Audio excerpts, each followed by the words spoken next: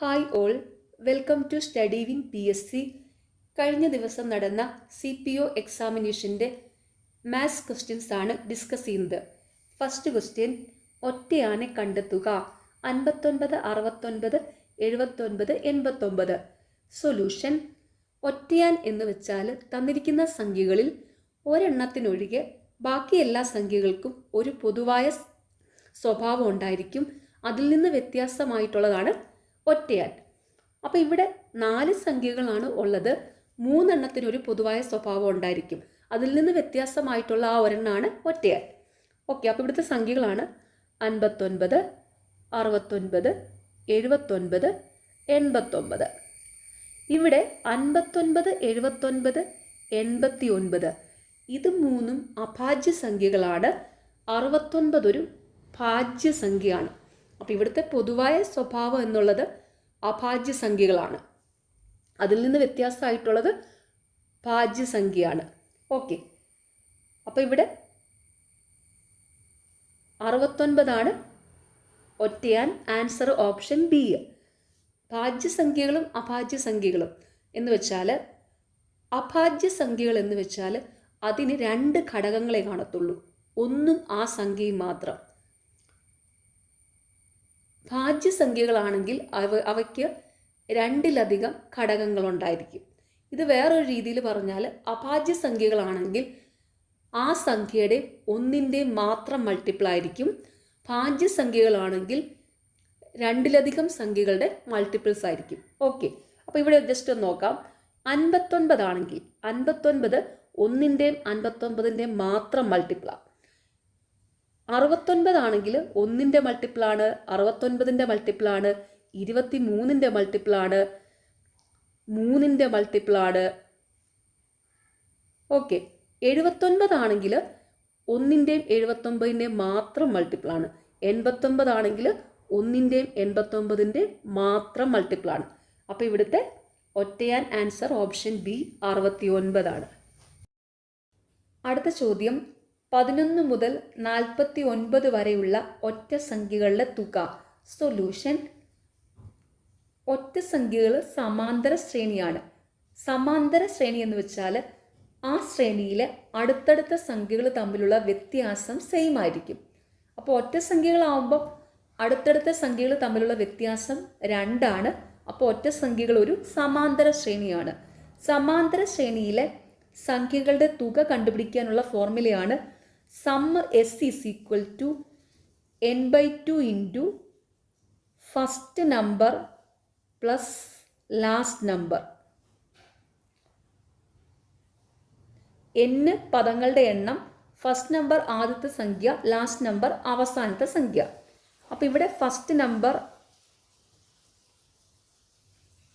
11, last number 49. പദങ്ങളുടെ എണ്ണം n. ഒരു സമാന്തര ശ്രേണിയിലെ പദങ്ങളുടെ എണ്ണം കണ്ടുപിടിക്കാനുള്ള ഫോർമുലയാണ് n is equal to last number minus first number divided by പൊതുവ്യത്യാസം d പ്ലസ് 1. അപ്പോൾ ഇവിടെ ഒറ്റ സംഖ്യകളാവുമ്പം പൊതുവ്യത്യാസം d 2. വാല്യൂ സബ്സ്റ്റിറ്റ്യൂട്ട് ചെയ്യാം. Last number 49 minus first number 11 divided by പൊതുവ്യത്യാസം 2 പ്ലസ് 1. 49 minus 11 38, 38/2 plus 1. 38/2 19, 19 പ്ലസ് 1 20. ഇനി sum S is equal to n/2 20/2 into first number 11 plus last number 49. 20/2 10 into 49 plus 11 60.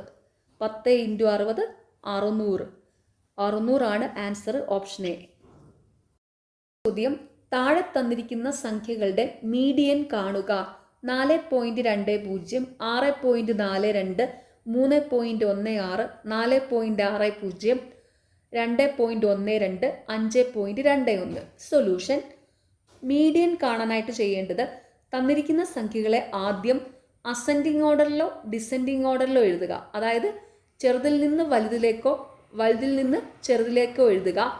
എന്നിട്ട് അതിൻ്റെ മിഡിലിൽ വരുന്ന സംഖ്യയായിരിക്കും മീഡിയൻ. സംഖ്യകളുടെ എണ്ണം ഒറ്റ സംഖ്യയാണെങ്കിൽ ഡയറക്റ്റ് ആയിട്ട് മിഡിലെ സംഖ്യ എടുത്ത് എഴുതിയാൽ മതി, അതായിരിക്കും മീഡിയൻ. സംഖ്യകളുടെ എണ്ണം ഇരട്ട സംഖ്യയാണെങ്കിൽ മിഡിലിൽ 2 സംഖ്യ വരുമല്ലോ, അപ്പോൾ ആ മിഡിലിൽ വരുന്ന 2 സംഖ്യകളുടെ ആവറേജ് ആയിരിക്കും മീഡിയൻ. ഓക്കെ, അപ്പോൾ ഇവിടെ തന്നിരിക്കുന്ന സംഖ്യകൾ ഇതാണ്: 4.20, 6.42, 3.16, 4.60, 2.12, 5.21. ഇനി ഇതിന് അസെൻഡിങ് ഓർഡറിലോ ഡിസെൻഡിങ് ഓർഡറിലോ എഴുതാം. ഞാൻ അസെൻഡിങ് ഓർഡറിലാണ് എഴുതുന്നത്. ഓക്കെ, അപ്പോൾ അസെൻഡിങ് ഓർഡറിൽ എഴുതാം: 2.12,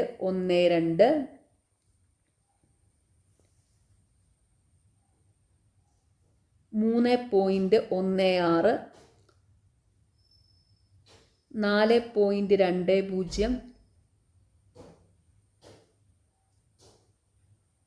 4.20, 4.60, 5.21, 6.42. അപ്പോൾ ഇവിടെ 1, 2, 3, 4, 5, 6 സംഖ്യകളുണ്ട്. 6 സംഖ്യകളാവുമ്പം മിഡിലിൽ 2 സംഖ്യകൾ വരും. അപ്പോൾ ആ മിഡിലിൽ വരുന്ന 2 സംഖ്യകളുടെ ആവറേജാണ് മീഡിയൻ. അപ്പോൾ ഇവിടെ മിഡിലിൽ വരുന്ന സംഖ്യകൾ 4.20, 4.60 ആണ്. അപ്പോൾ ഇവിടുത്തെ മീഡിയൻ എന്ന് പറയുന്നത് ഈ സംഖ്യകളുടെ ആവറേജ് ആയിരിക്കും. അപ്പോൾ ഇവിടെ 2 സംഖ്യകളുടെ ആവറേജ് കണ്ടുപിടിക്കാനായിട്ട് ആ സംഖ്യകൾ തമ്മിൽ ആഡ് ചെയ്യുക, അതിനെ 2 കൊണ്ട് ഹരിക്കുക. അപ്പോൾ ഇവിടെ 4.20 പ്ലസ് 4.60 ഡിവൈഡഡ് ബൈ 2, അതാണ് മീഡിയൻ. അപ്പോൾ ഇവിടെ 0, 6, 8, 8, 8.80 divided by 2 is equal to 4.40 ആണ് മീഡിയൻ. Answer option D. അടുത്ത ചോദ്യം: 123 minus 2 raise to 1/2 into 78 plus 3 raise to 1/4 divided by 243 raise to 1/5. Solution. ഇത് സോൾവ് ചെയ്യുക. അപ്പോൾ ഇവിടെ 123 minus 2 raise to 1/2, 78 plus 3 raise to 1/4 divided by 243 raise to 1/5. 1/2 എന്ന് വെച്ചാൽ square root, 1/4 എന്ന് വെച്ചാൽ 4th റൂട്ട്, 1/5 എന്ന് വെച്ചാൽ 5th റൂട്ട്. ഓക്കെ, അപ്പോൾ ഇവിടെ 123 മൈനസ് 2 121, 121 റൈസ് ടു 1/2, അതായത് 121ൻ്റെ സ്ക്വയർ റൂട്ട് എടുക്കണം, ഇൻറ്റു 78 പ്ലസ് 3 81, 81 റൈസ് ടു 1/4, അതായത് 81ൻ്റെ 4th റൂട്ട് എടുക്കണം, ഡിവൈഡഡ് ബൈ 243 റൈസ് ടു 1/5, 243ൻ്റെ 5th റൂട്ട്. അപ്പോൾ ഇവിടെ 121ൻ്റെ സ്ക്വയർ റൂട്ട് 11 ഇൻറ്റു 81ൻ്റെ 4th റൂട്ട് 3 ഡിവൈഡഡ് ബൈ 243ൻ്റെ 5th റൂട്ട് 3, 3 വെട്ടിപ്പോയി 11. 11 ആൻസർ ഓപ്ഷൻ ബി. ചോദ്യം: dog is equal to 274, cat is equal to 358 ആയാൽ ഗോട്ട് ഈസ് ഈക്വൽ ടു എത്ര? Solution. Dog 274, cat 358.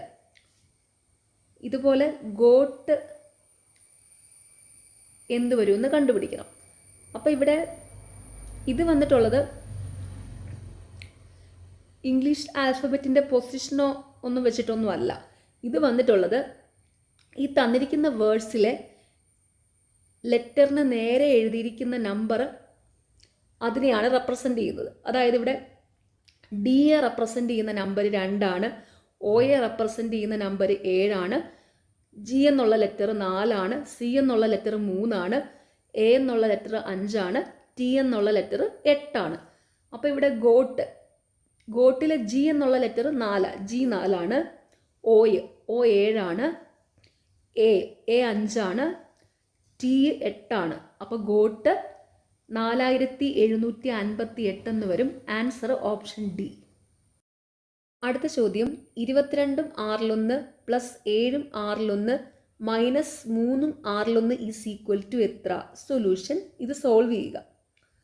22 6 plus 7 6 minus 3 6 ഇത് മിശ്രഭിന്നമാണ്. മിശ്രഭിന്നത്തിൻ്റെ അഡീഷനോ സബ്ട്രാക്ഷനോ വന്നു കഴിഞ്ഞാൽ അത് വിഷമഭിന്നമാക്കിയിട്ട് സോൾവ് ചെയ്യാം. അതിനേക്കാളും എളുപ്പ വഴി എന്ന് പറയുന്നത് മിശ്രഭിന്നം ആകുമ്പം അതിലൊരു സംഖ്യ ഒരു ഭിന്നസംഖ്യയുണ്ട്. അപ്പം സംഖ്യകളുടെ കാൽക്കുലേഷനും ഭിന്നസംഖ്യകളുടെ കാൽക്കുലേഷനും സെപ്പറേറ്റ് ചെയ്തിട്ട് സോൾവ് ചെയ്യുക. ഓക്കെ, അപ്പോൾ ഇവിടെ സംഖ്യകളുടെ കാൽക്കുലേഷൻ സംഖ്യകൾ 22 പ്ലസ് 7 മൈനസ് 3 22 7 29 മൈനസ് 3 26. ഭിന്നസംഖ്യകളുടെ calculation 6 plus 6 minus 6 6 plus 6 minus 6 കൂടെ ആഡ് ചെയ്യുമ്പോൾ 0 കിട്ടും. അപ്പോൾ ഇത് 6 പ്ലസ് 0 6. അപ്പോൾ ഇതിൻ്റെ ഉത്തരം 26 6 ആൻസർ ഓപ്ഷൻ എ. അടുത്ത ചോദ്യം, ഒരു പരീക്ഷ പാസ്സാക്കാൻ 60% മാർക്ക് വേണം. നീതുവിന് 180 മാർക്ക് കിട്ടി. നീതുവിന് പാസ്സാക്കാൻ 60 മാർക്കിൻ്റെ കുറവുണ്ട് എങ്കിൽ പരീക്ഷയുടെ ആകെ മാർക്ക് എത്ര? സൊല്യൂഷൻ. ആകെ മാർക്കാണ് കണ്ടുപിടിക്കേണ്ടത്. അപ്പോൾ ഒരു പരീക്ഷയിലെ ആകെ മാർക്ക് എക്സ് ആയിട്ട് എടുക്കാം. അപ്പോൾ ഒരു പരീക്ഷ പാസ്സാകാൻ 60% മാർക്ക് വേണം. അപ്പോൾ ആകെ മാർക്കിൻ്റെ 60% മാർക്ക് വേണം പാസ്സാകാനായിട്ട്. നീതുവിന് 180 മാർക്ക് കിട്ടി. നീതുവിന് പാസ്സാക്കാൻ 60 മാർക്കിൻ്റെ കുറവുണ്ട്.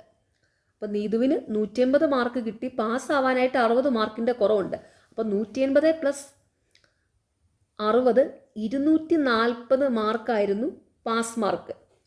അപ്പോൾ എക്സിൻ്റെ 60% അതാണ് 240. അപ്പോൾ ആകെ മാർക്ക് എക്സ് ആണ്. എക്സിൻ്റെ 60% എക്സ് ഇൻറ്റു 100 240 മാർക്ക്. അപ്പോൾ എക്സ് ആകെ mark X is equal to 240 into 100 divided by 60.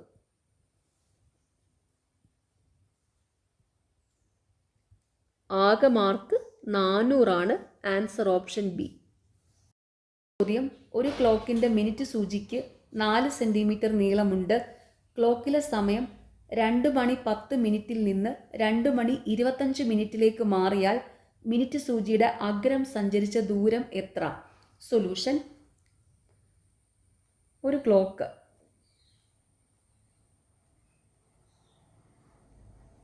ഈ ക്ലോക്കിലെ സമയം 2 മണി 10 മിനിറ്റിൽ നിന്ന് 2 മണി 25 മിനിറ്റിലേക്ക് മാറിയാൽ മിനിറ്റ് സൂചിയുടെ അഗ്രം സഞ്ചരിച്ച ദൂരം എത്രയെന്നാണ് കണ്ടുപിടിക്കേണ്ടത്. അപ്പോൾ അതായത് ഈ ലെങ്ത് അപ്പോൾ അതായത് ഇതൊരു സർക്കിള്. അപ്പോൾ ഇതിൻ്റെ ഇത്രയും ലെങ്ത് എന്ന് പറയുമ്പം ഇതൊരു ആർക്കാണല്ലേ. അപ്പോൾ ആർക്കിൻ്റെ ലെങ്ത് കണ്ടുപിടിക്കാനുള്ള ഫോർമുല യൂസ് ചെയ്ത് ഈ ദൂരം കണ്ടുപിടിക്കാം. ആർക്കിൻ്റെ ലെങ്ത് കണ്ടുപിടിക്കാനുള്ള ഫോർമുലയാണ് length of the arc is equal to 2πr theta divided by 360. R radius, അതായത് ഈ മിനിറ്റ് സൂചിയുടെ നീളമാണ് റേഡിയസ്. മിനിറ്റ് സൂചിയാണല്ലോ ഇവിടുന്ന് ഇവിടം വരെ സഞ്ചരിക്കുന്നത്. ഇവിടുത്തെ റേഡിയസ് ആർ 4 സെൻറ്റിമീറ്റർ. തീറ്റ ഈ ആംഗിളാണ് തീറ്റ. അപ്പോൾ ഇവിടെ തീറ്റ കണ്ടുപിടിക്കാം. 2:10 നിന്ന് 2:25 മിനിറ്റിലേക്കാണ് മിനിറ്റ് സൂചി സഞ്ചരിച്ചത്. അപ്പോൾ ഇവിടെ 2:10 മുതൽ 2:25 വരെ 15 മിനിറ്റ് സൂചി സഞ്ചരിച്ചു. മിനിറ്റ് സൂചി 1 മണിക്കൂറിൽ സഞ്ചരിക്കുന്നത് 360 ഡിഗ്രിയാണ്. 1 മണിക്കൂർ എന്ന് വെച്ചാൽ 60 മിനിറ്റ്. 60 മിനിറ്റിൽ മിനിറ്റ് സൂചി സഞ്ചരിക്കുന്നത് 360 ഡിഗ്രിയാണ്. അപ്പോൾ 1 മിനിറ്റിൽ 360 ഡിവൈഡഡ് ബൈ 60, 6 ഡിഗ്രി. അപ്പോൾ ഇവിടെ theta is equal to, minute സൂചി സഞ്ചരിച്ചത് 15 മിനിറ്റാണ്. അപ്പം 15 × 6 90 ഡിഗ്രി. അപ്പോൾ തീറ്റ 90 ഡിഗ്രി. ഇനി വാല്യൂ സബ്സ്റ്റിറ്റ്യൂട്ട് ചെയ്യാം. 2 × പൈയുടെ വാല്യൂ. പൈയുടെ വാല്യൂസ് ആണ് 22/7 ഈസ് ഈക്വൽ ടു 3.14. പൈയുടെ വാല്യൂ 22/7 3.14 എടുക്കാം.